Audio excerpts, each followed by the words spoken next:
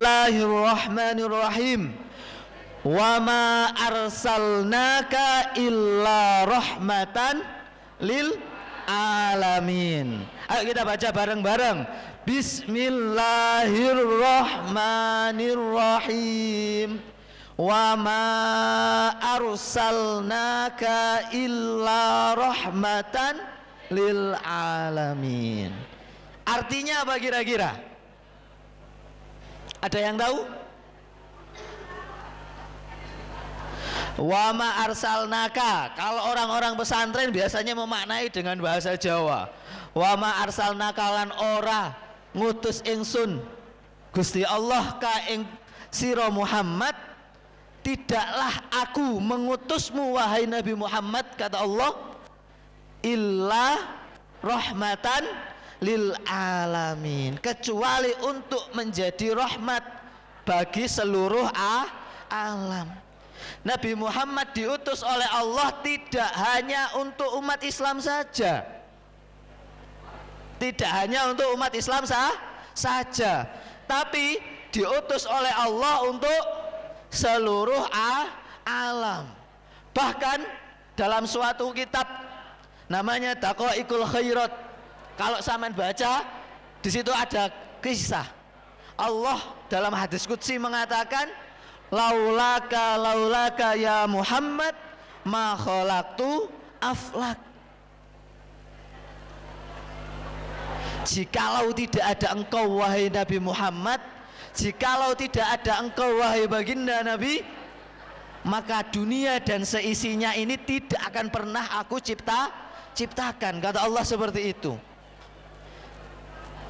Dan kita sebagai umat Muhammad, umat terbaik, kata Allah, khairul ummah bi asrafil rusul. Kita menjadi sebaik-baiknya umat karena apa? Karena menjadi umat Nabi yang paling mulia. Itu. Maka Islam yang disebarkan oleh Nabi Muhammad akan senantiasa menjadi Islam rahmatan lil alamin. Lanjut. Nah, kira-kira apa itu moderasi beragama? Ada yang tahu artinya moderat?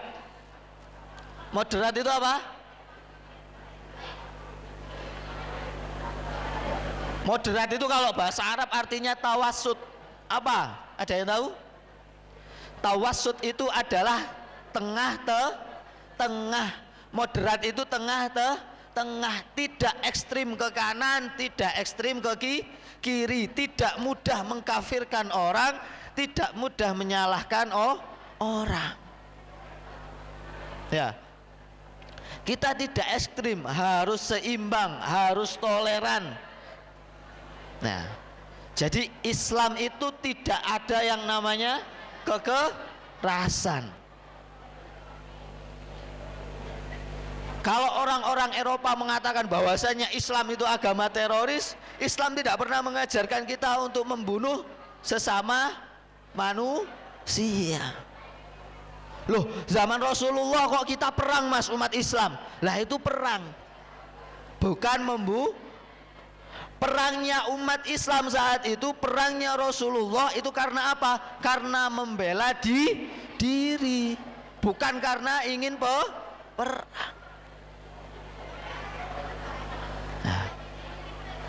Jadi seperti itu. 4 indikator bahwasanya suatu bangsa, suatu agama itu apa?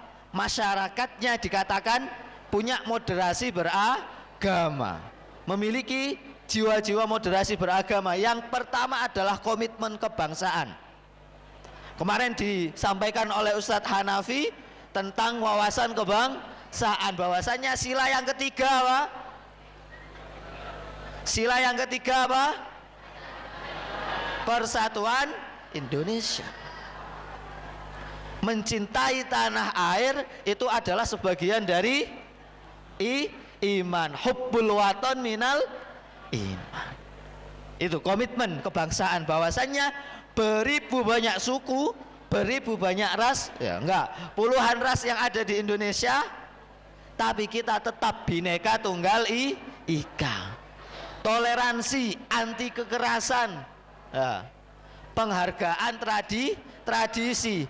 Islam datang ke Indonesia bukan untuk merubah kata saya, kamu, aku, kowe, ya, beknah, hedeh, kulo, ya, atau sampian untuk menjadi ana, anta, antuma, antum. Tidak.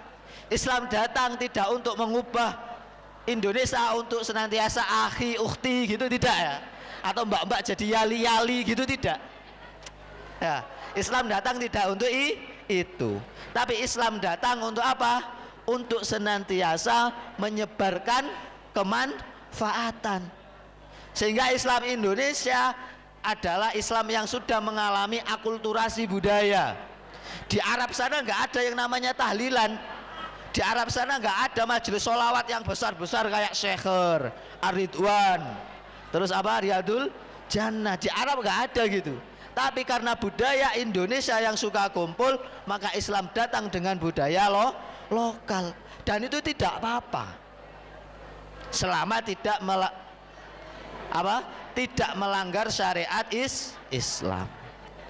Maka moderasi beragama adalah kunci dari persatuan. Next.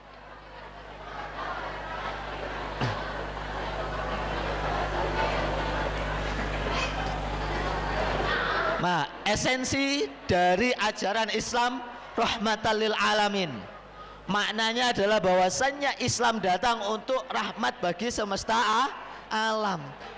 Islam datang bukan untuk menjadi musuh bagi orang-orang non-Islam. Islam datang bukan untuk menghancurkan peradaban. Islam datang bukan untuk memundurkan suatu kemajuan, ya.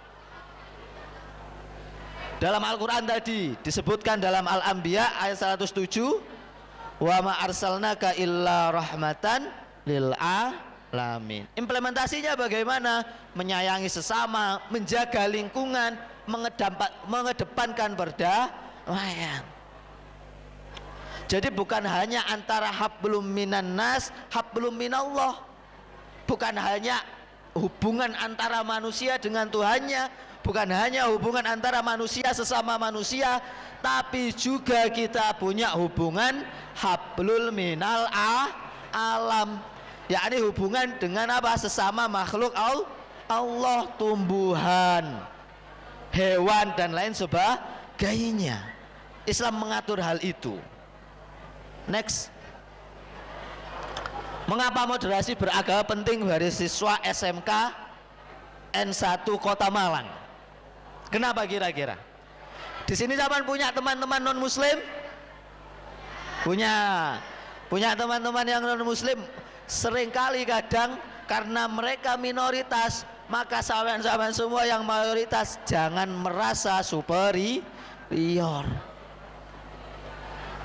Ya. Negara Indonesia didirikan untuk seluruh bangsa, tidak untuk satu agama.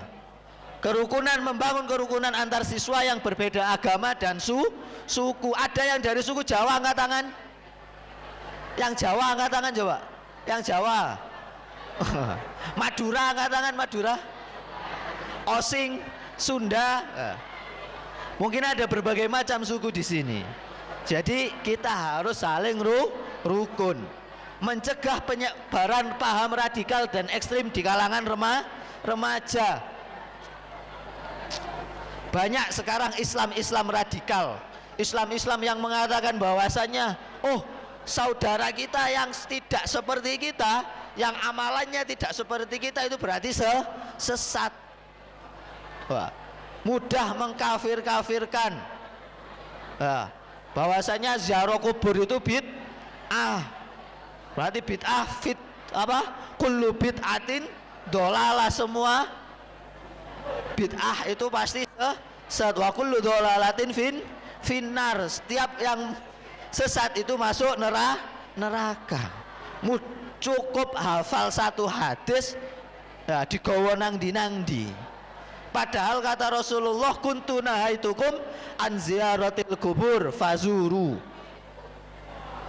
Rasulullah memang pernah mencegah untuk ziarah kubur, tapi setelah umat Islam sudah berkembang, Rasulullah memperbolehkan.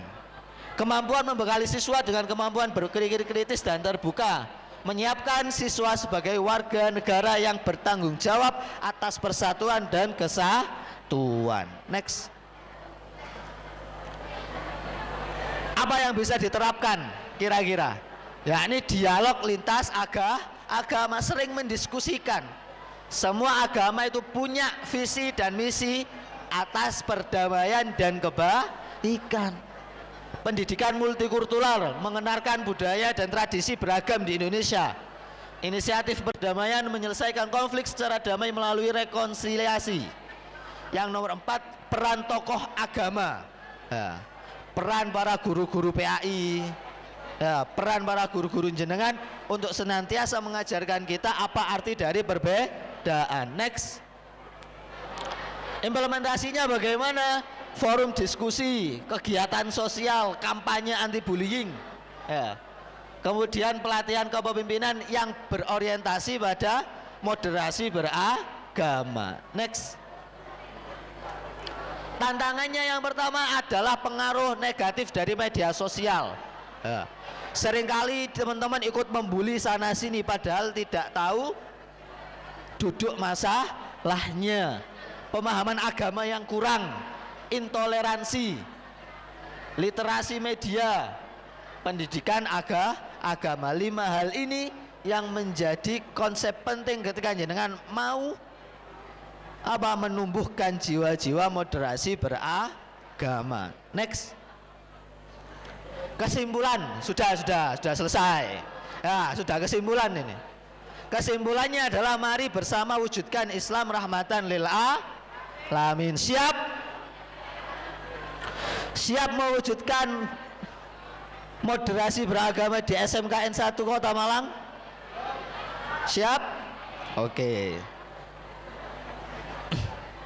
Nah, sebelum kita melanjutkan ke sesi diskusi ya, kita akan mendiskusikan 2 hal, yakni yang pertama yang kemarin tentang kesehatan, ya, tentang jasmani. Yang kedua tadi tugas dari Ustadzah Qurrata A'yun. Tapi sebelum itu saya mau mempromosikan, ya, saya mau mempromosikan salah satu agenda kami, yakni mungkin ketika sampean mau, apa itu mana?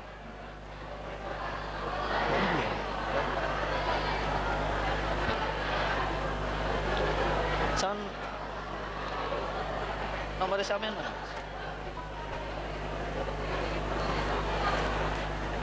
Terus makan? Ya.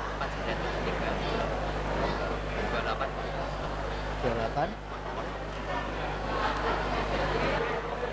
Tak kirimin slayer nanti aman tampilkan. Slayer.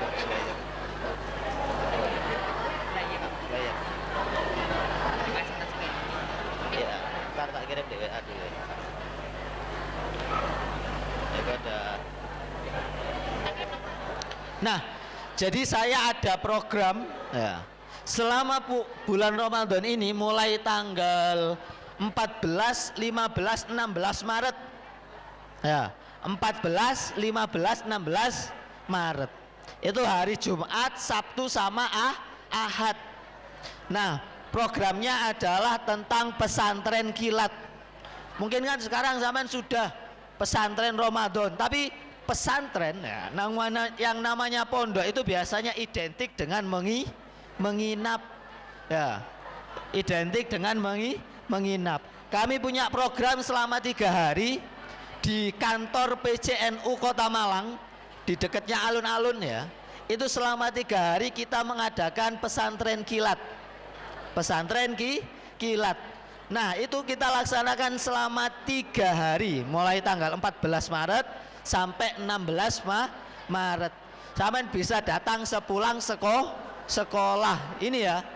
Nah, syaratnya cukup niat dan tekad yang kuat. Pelajar nanti di sana sama akan bertemu dengan berbagai macam teman-teman dari sekolah-sekolah lain, terus bersedia menginap, bersedia mengikuti kegiatan dengan baik.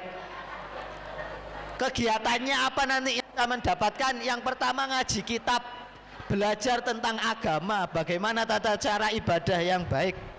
Yang kedua adalah halakoh Al-Quran. Mungkin yang belum bisa baca Al-Quran dengan baik dan benar, bisa kita ajari di sana. Kita akan lebih intensif. Yang ketiga adalah buber dan sahur bareng, karena kita menginap. Yang selanjutnya pelatihan desain, baik membuat desain melalui aplikasi Canva dan sebagainya, maupun membuat video kreatif. Yang terakhir nanti ada malam kreasi. Mas, berapa daftarnya? Gratis, dapat semua fasilitas itu. Tanggal berapa? 14 sampai 16 Maret. Nah, caranya gimana? Cukup mendaftar. Linknya itu sudah saya kirimkan ke teman-teman OSIS, sudah saya kirimkan ke pihak sekolah. Nanti yang mau silakan daftar dengan syarat dapat izin dari kedua orang tua. Itu ya. Kalau mau tanya-tanya di situ ada narah hubungnya. Oke, ada pertanyaan? Saya yakin tidak ya. Sekian dari saya, kurang lebihnya mohon maaf. Monggo Mbak MC silakan.